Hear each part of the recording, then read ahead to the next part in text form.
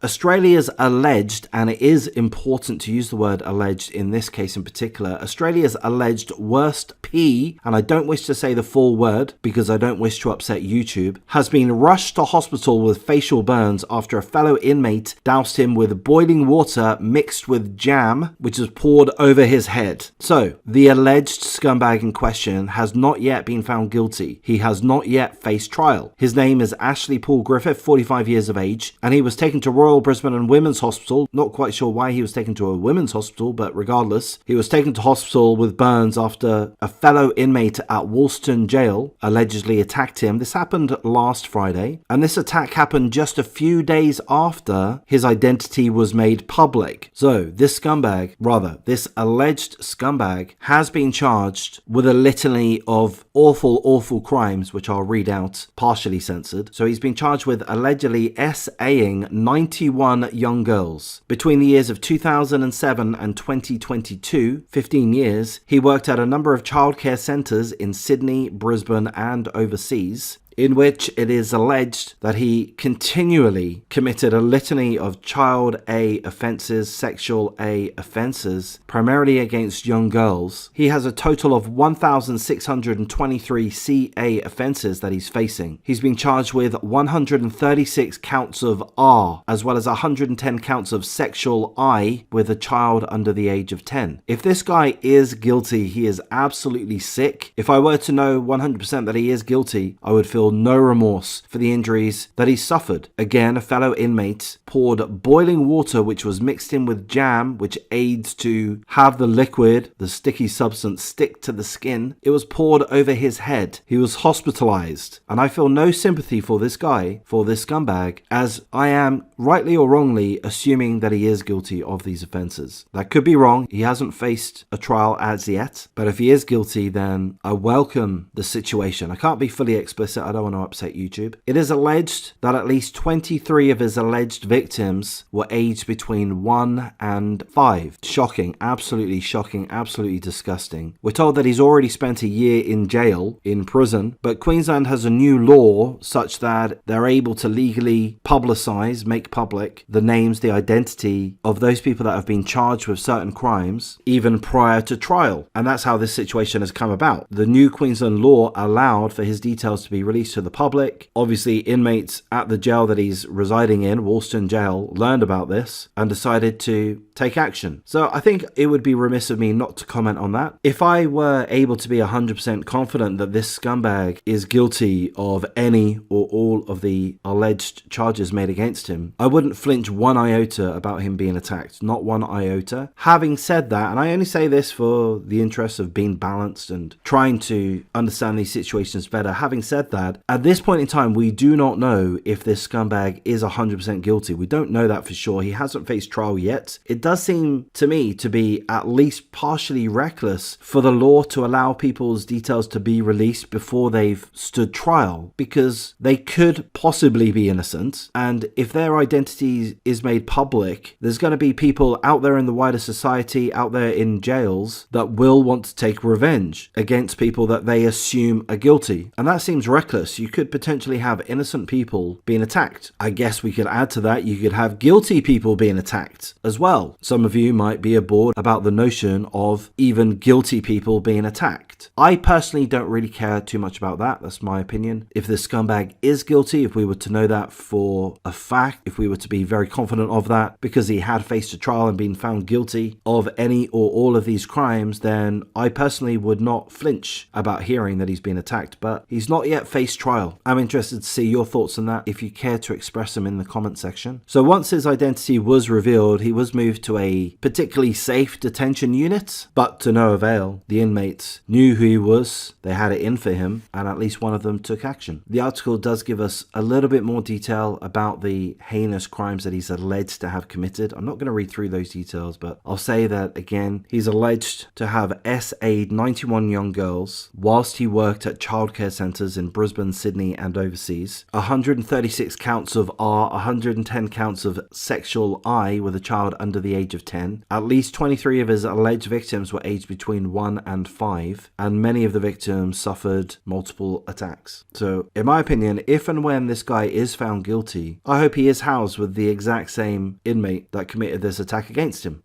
as and when he's found guilty. Don't get me wrong, I'm not going to shed a tear that he's been attacked, not a single, come on, not for a moment, but I do feel that it does seem reckless for the Queensland legal system to allow for such details to be made public, only because there is the potential that innocent people will face this position and they may be attacked at some point. So perhaps that's not relevant in this case, but I can imagine other cases where innocent people are charged incorrectly, their details are made public, and subsequently they're attacked, and that would be a bad situation to have occur. Anyway, I've gone over that topic. I've given you a couple of opinions here and there. So at this point, I'll wrap things up. If you appreciate the coverage, please do like, comment, subscribe, share the video as you see fit. Consider joining my memberships if that's an option for you, and take care.